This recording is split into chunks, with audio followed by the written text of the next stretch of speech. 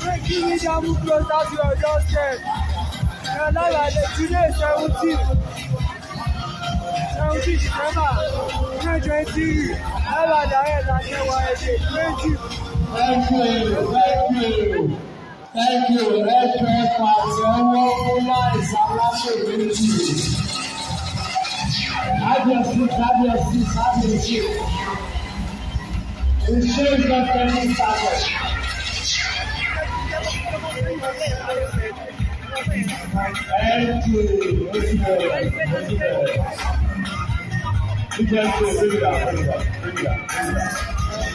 Thank you. Oyè jókòó ẹ fọkàn balẹ̀.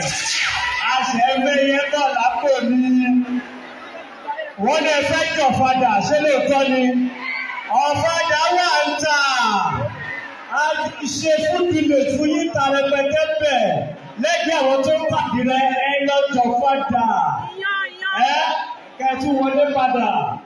Ọ̀gá ẹ̀rọ náà kẹ́jókòó àṣẹ̀bẹ̀rẹ̀ ni. Ẹ mú sùúrù ọ̀. Tá a bá ń sunkún, a máa ríran ọ̀bẹ̀. Bí a bá ń sunkún sẹ́, a máa ríran.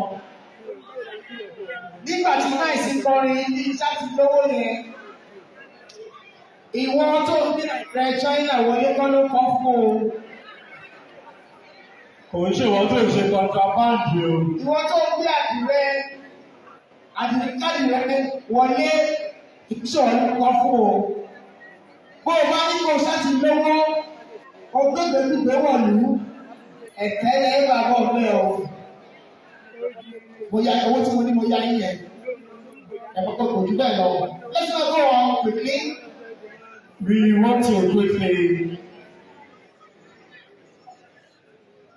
as we await the judges, let's quickly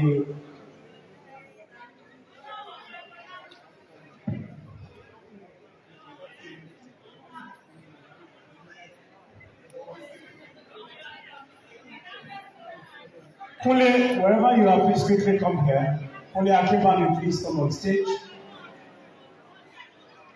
The trainees who participated in the Àdirẹ textile training and exhibition organized by the Ẹwà Èdè Foundation have their certificates printed, duly signed by the convener and founder of the foundation, Princess Àdirẹ. And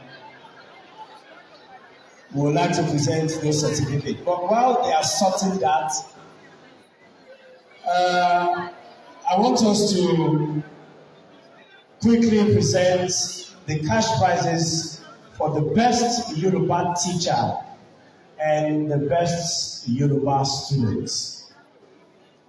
Once again, let me remind you that this Education Support Fund was sponsored by the Rotimi Family Foundation. Please, a round of applause once again for the Rotimi Family Foundation. Chief, please stand up for recognition.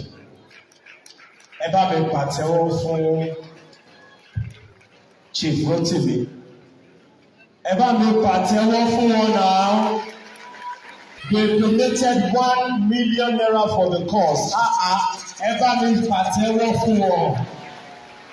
God bless you, sir.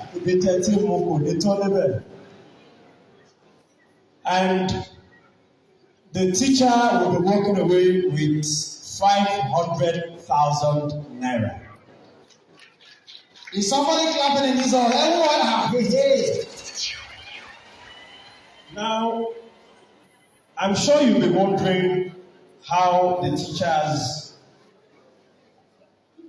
were put through a rigorous process of competition or test, and then how the winner